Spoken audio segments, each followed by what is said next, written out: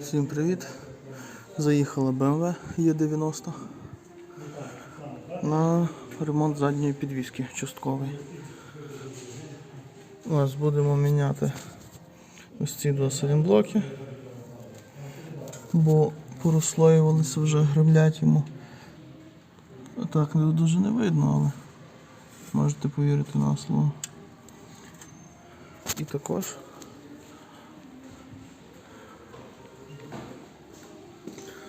будемо міняти ось цю тягу. З тої сторони теж ті два салінблоки. І будемо міняти ось цю тягу. Стукає плаваючи. Ось поміняли ми салінблоки на нашому BMW. Ось такі от вони були.